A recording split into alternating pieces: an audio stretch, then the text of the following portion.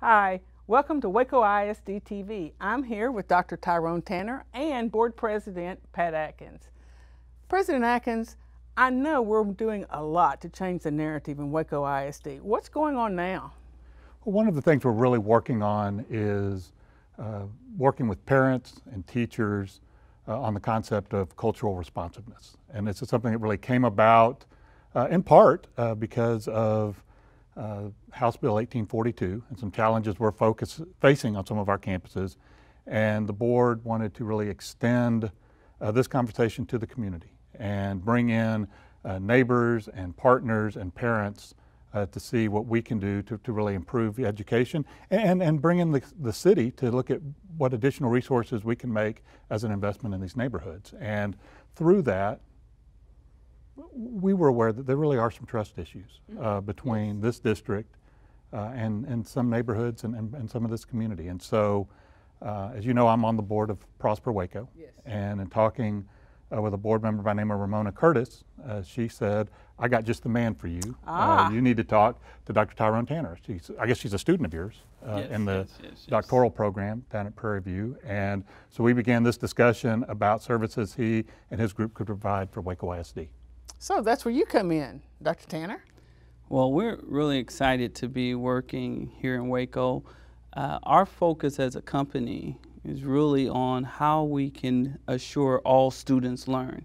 And we have a three-pronged approach. We have a great and powerful curriculum that deals with helping teachers be successful in working with diverse learners, as well as a strong parenting curriculum that deals with best practices in parenting, as well as looking at students. And we really focus in on what are the triggers of words that we often hear in education, like grit and resiliency.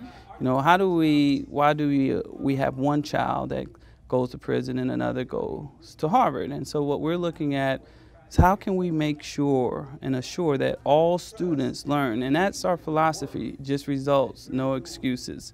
And so we do that through coaching, we do it through a strong parent curriculum, data, and our team is made up of several individuals with an enormous amount of experience from doing evaluations to working with schools with their homeless to superintendents to specialists.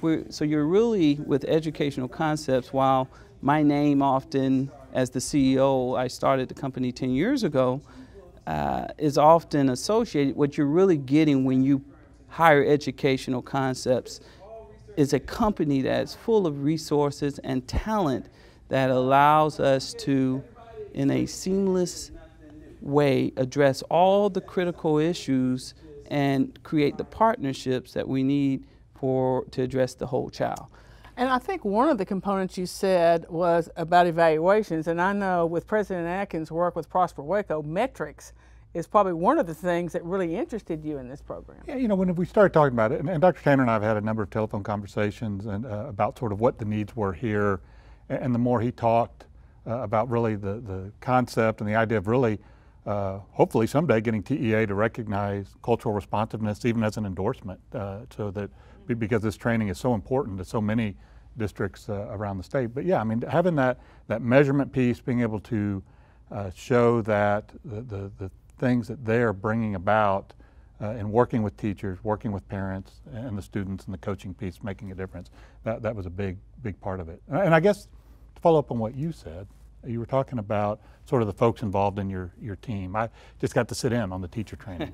And so I heard you talk about things like the culture of blame. You talked about the ecology of culture. You talked about the locus of control, and there are all these, really some sort of academic concepts that you were able to break down to a very specific level, very practical level with movies and the like.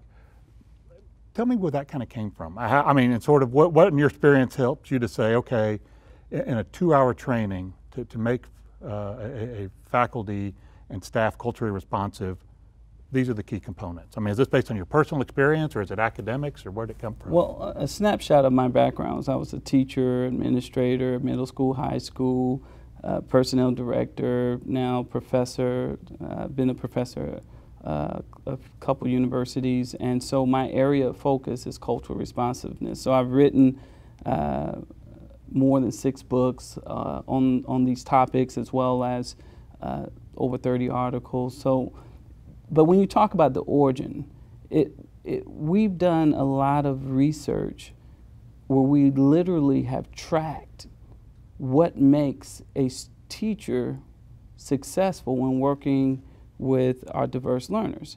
And so when we talk about deficit model thinking, understanding that unbeknown to us, that we often sometimes look for the evidence to support our view. As I said often, that sometimes it's like getting a new car, and then all of a sudden you see your new car, and then our minds start looking and believing that, you know, what happened? Why are we now seeing our car everywhere we go? Did production go up? No, production didn't go up. Our minds just started looking for the evidence to support our view. So what I recognize is that we're part of there's a worldview that informs what we see. And so knowing that kids from poverty, black and brown kids, when placed with a strong culturally responsive teacher, had significant academic improvement. I mean, you hit a couple things. Locus of control. That's that idea that you really believe, internal locus of control, you really believe that you impact the outcome of your classroom. It's almost like a law, what goes up, what must come down. So you have this ownership that students don't fail, we fail to find ways to reach them. See, that hit home with me, because my wife will tell you, I coached Little League for 20 seasons, and after every game I lost, I walked around with the scorebook till 2 o'clock in the morning, thinking about every pitch I called and trying to figure out what I could have done differently and what to do next time. And she thought I was crazy. And now I can tell her that no, it's a matter of understanding my locus of control, and that these are the things. Well, maybe I couldn't affect the ultimate outcome on the scoreboard. There were things I could do differently. Right. There were things that it wasn't just the kids having a bad day. There were different decisions I could have made. Right. And so it wasn't all craziness. And the thing about that is it's natural to want to pass the ball. You know, we talk about this all the time among my team. High school blames the middle school blames the elementary blames the mama, and the mama say you get it from the daddy side of the family. So we've got this. By the way, when you said that, just sitting in the back, about 3/4 of the teachers were all nodding. They all understood exactly that was consistent with their experiences. Exactly. So what we really try to do is understand that when you have an internal locus of control, it basically says, I control the outcomes. And so it's a different level of ownership. So you're less likely to be bothered by a kid that may have low parent involvement, less bothered by a kid that may have some challenges, that because you're going to own that I'm responsible for the outcomes. So you've got this mindset, this mentality that I've got to find a way. So an example is that I had, when I was a teacher, I had a very strong internal locus of control. I had a kid that didn't do their homework assignment. I said, son, why didn't you do your homework assignment? And he said to me, well, they cut my lights out. And so I could have had a pity party, but I went in the trunk of my car, got a flashlight, and said, now you read this chapter and the next chapter, because failure was not an option in my classroom. Well, you know, one of the things when you were talking about, and you mentioned Stephen Covey a couple of times during the presentation. Yes. And I was thinking on this concept of internal locus of control, his analogy to the 2 concentric circles. That there's this large circle of things that people tend to want to worry about, and then there's a smaller circle of things we can actually control and do something about. Right. And if you're really going to be effective, you need to get those circles to be about the same size. That the things you're really focused on and putting your time in on are those things you can really do something about. And I thought, you know, that tied in with this idea of the locus of control, and thinking, you know, not that child has got issues at home, but how I can in my classroom help make that connection and overcome some of those things. Absolutely. And it's important to know and be aware that the external individuals who have that external, they're just more likely to blame. And the problem with the blame is it's paralyzing. it's almost, it says, why do I have to do the things that I may have the ability to do when it's really the parents' fault, the community? Now, I'm all for, I just spoke last night and I talked to parents about best practices in parenting, challenged them. We talked about our children are a reflection of our values, and same model, same attitude. You know, I believe strongly that when we help parents and we give them the resources, the tools, and we help create that there, and then we help create it within our school culture as well as our classroom culture, it's very hard for a child to fail. When we have everybody doing their part and not going back and forth, paralyzing ourselves, we begin to see great things happen with all of our learners.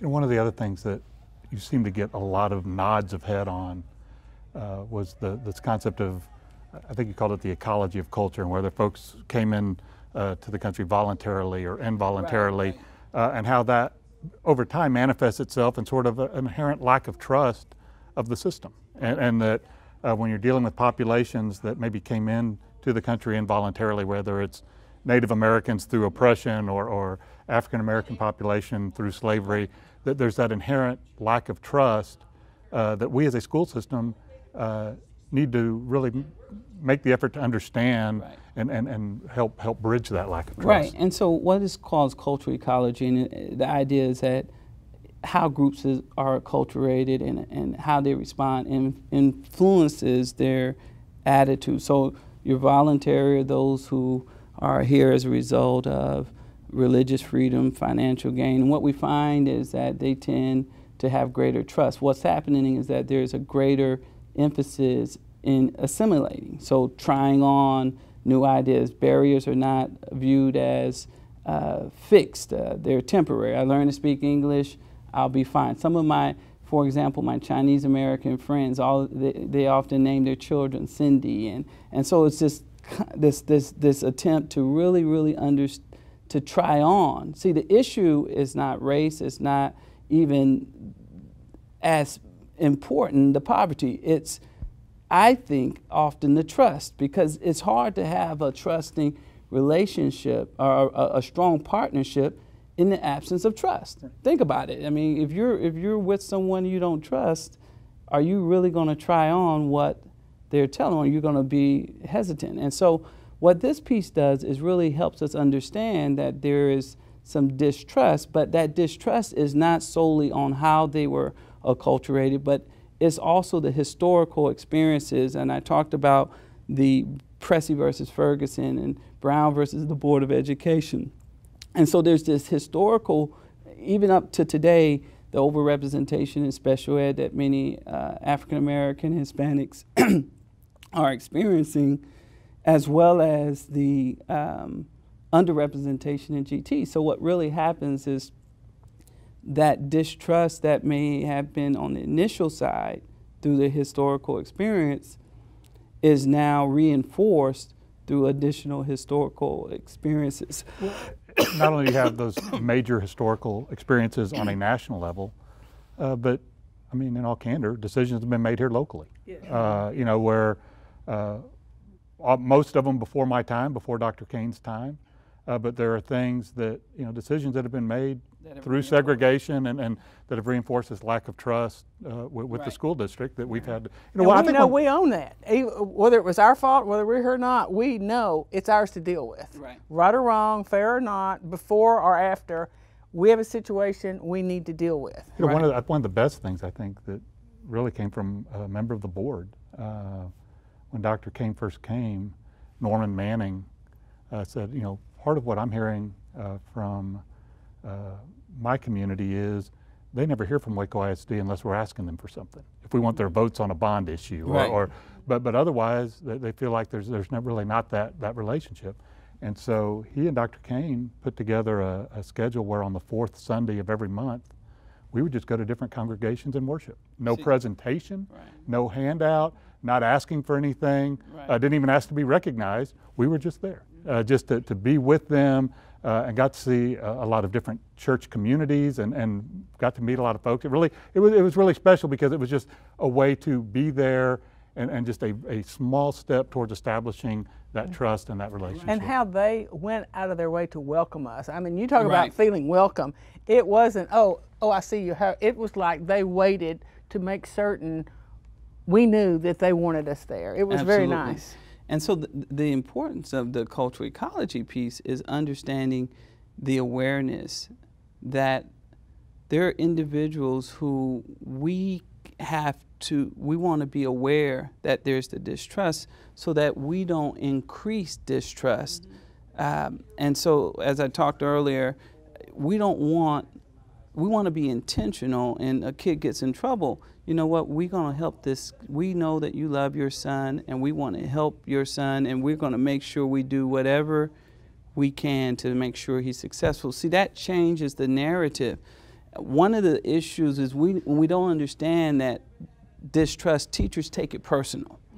And so it's human nature when we feel someone is attacking, we hit back. And so what happens is it increases the distrust instead of decreasing the distrust. But I thought that was effective in your presentation because, and I don't want to embarrass you with the camera on, but you acknowledged for all the teachers that this building the trust didn't come naturally. What your initial gut instinct was, apple doesn't fall far from the tree, and that there was, but that you were able to step back and then really when I understood the information. The key was the knowledge. So my first few years, I was, your son just punched someone in the nose and broke his nose in 3 places, and now you're coming after cursing at me for, and then, you know, I naturally was hitting back. I didn't say it, but in my mind I was thinking, apple tree, he crazy, you crazy, you know. Right, which is something all those teachers sitting out there today were able to say, okay, I've been there, and then you told them what you really need to do is dig deeper and get that real information. And then when I became aware, the power, it was so powerful. I would say things like, you know what, I understand you love. So the first thing is acknowledging that every parent loves their children.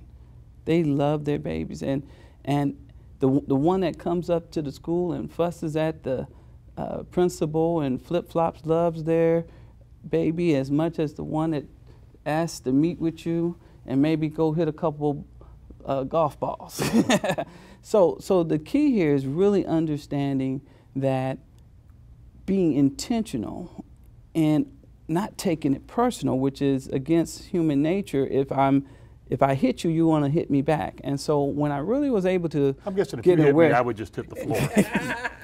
When I really became aware, what happened is I began, my narrative, my dialogue just changed so much. I know you love your son, and we're going to find a way to make sure that this scholar is successful. We're going to find a way to make sure we get him some anger management, whatever the issue is, because we see greatness in his life. But it seems like for that to work, though, and you touched on this a little bit in there, it does have to be sincere. It's got to be authentic, and it's got to be genuine. That if it's just a scripted couple of lines that you have, you're not going to make that connection. In fact, maybe do more harm than good, because it's almost going to come across they can feel when it's as condescending. Inauthentic, absolutely. And so that's why we do the work where we show that we all carry biases that are blind spots. And I showed a clip where we had some kids who were profiled and the impact of that profiling and how good people. So what we've got to accept is that there's a worldview, and it's not just here in Waco, it's across the nation, that creates a dialogue of what we see and how we see what we see. And if we're not aware of that, then it continues to impact what we see in a way that's unbeknown to us. And our job is to make sure we bring that awareness to all those who are responsible for educating our children. I've got to ask, at the very beginning, the first exercise is you have the participants write out stereotypes. Absolutely. And then you start reading them. Some of them are humorous, And a couple of them, folks reacted, I mean, it was almost, they were almost shocked. Give us some examples. Well, I mean, one of the things that you pointed out, which I thought was very interesting, was the one that folks felt safest writing was Asians are good in math, or Asians are good in math. And I think you hit the nail on the head, because that was the one where, well, that's a positive stereotype, so I can write that one down and feel okay.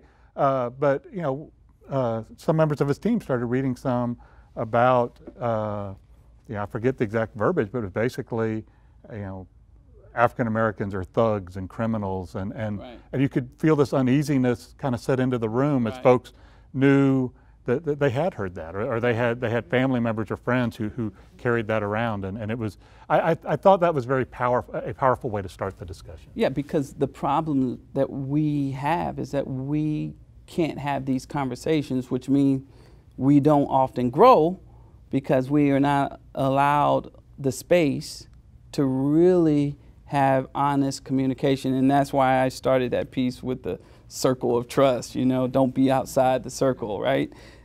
Because I need everyone to be okay with trying on new ideas that may stretch them a little bit. And I used the analogy that, you know, stretching is a good thing. You know, now when I go to touch my toes, you know, I hear all this popping going on in my knees.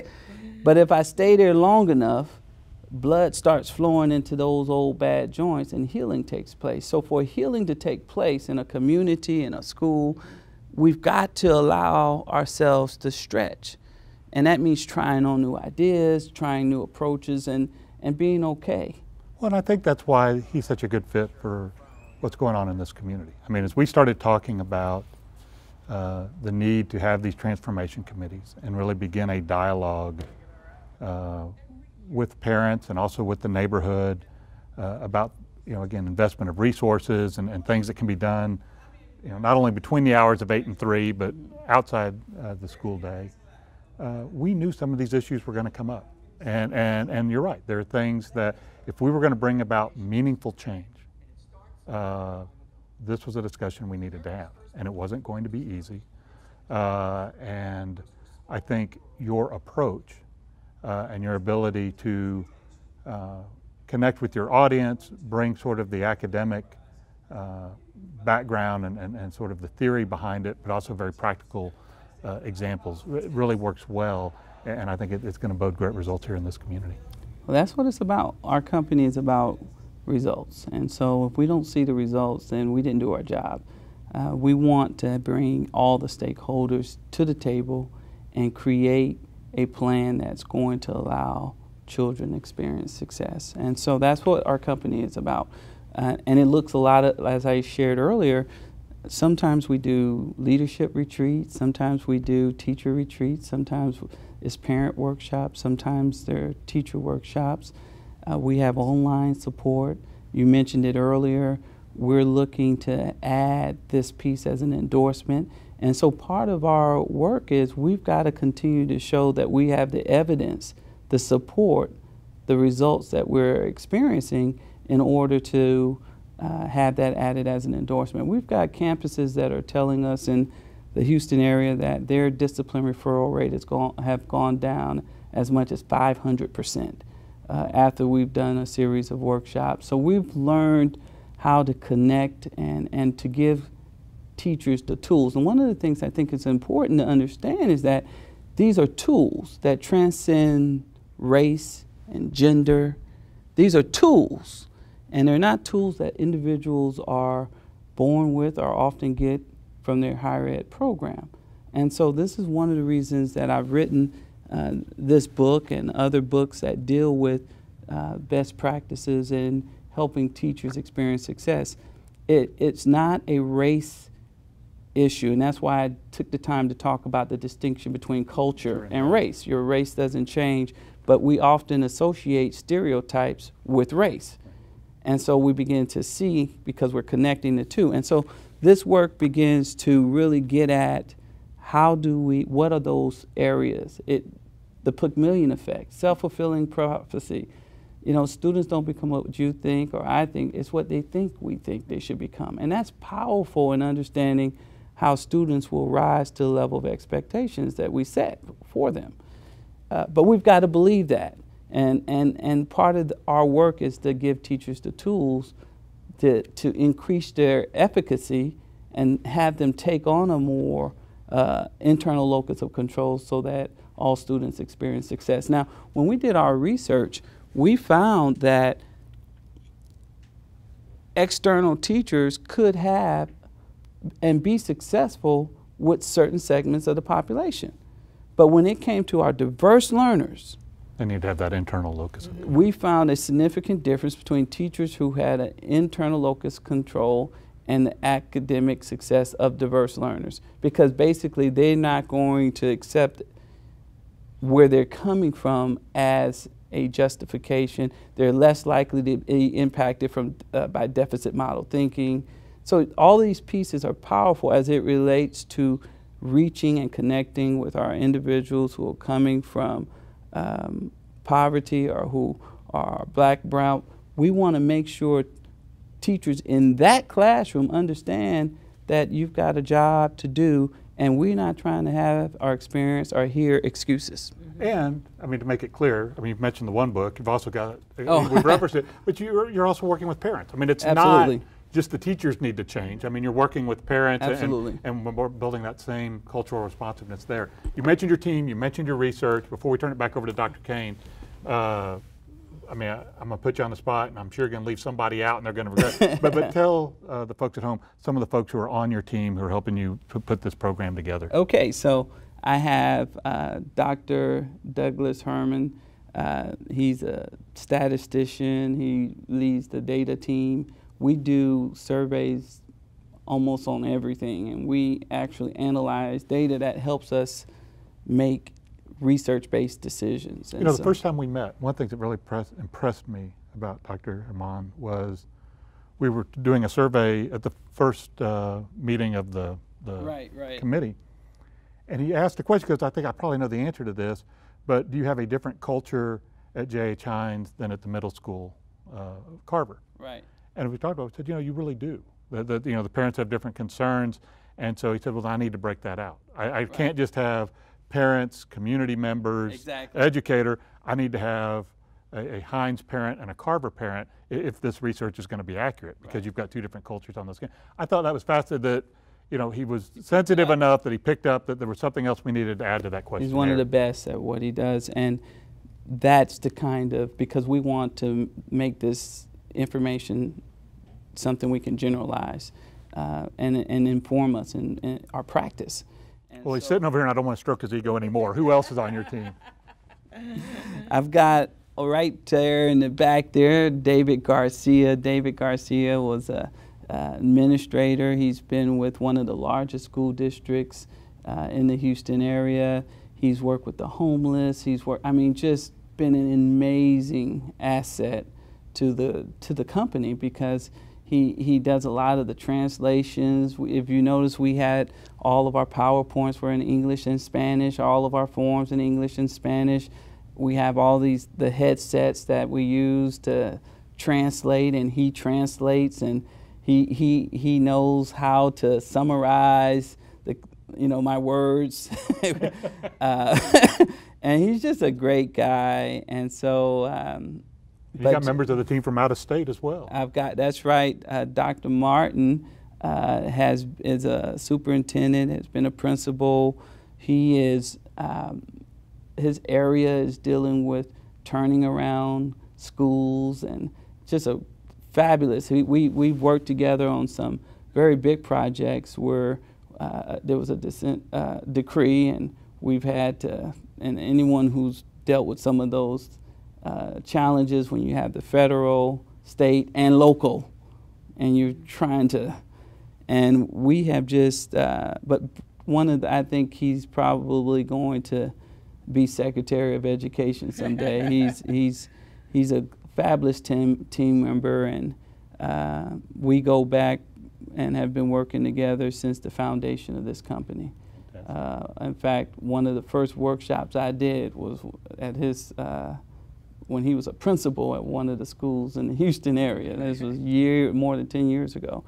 We also have Dr. LaShante Windu, who has been an administrator. She's my logistics manager. So she's your right-hand person. That's right. She keeps me in line.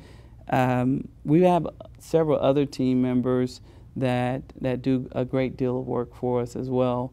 But that's the power of EC, I think, is that we do whatever we have to do to make sure we reach the goal. And so we have several coaches that are not here because they're in schools.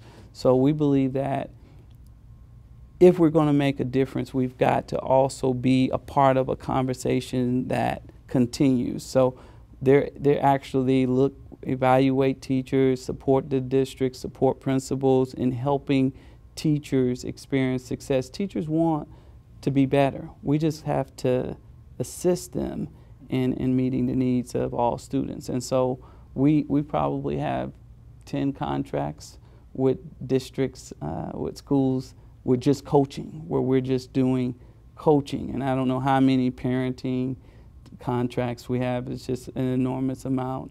But the company is really about making sure all these pieces are speaking. A lot of times people hire someone that comes in and they do cultural responsiveness for the teachers, and then they have something else for parents.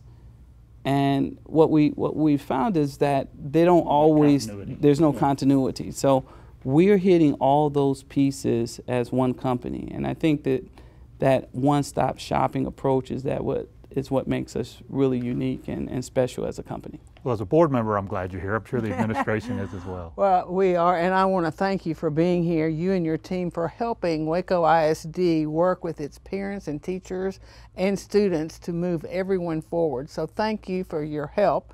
Thank you, President Atkins, for your leadership and the board for allowing this to happen, because I know y'all released additional funds saying, we want this to happen, let us know if you need anything else. So thank you from the school district and the community. And thank you for watching WISD TV.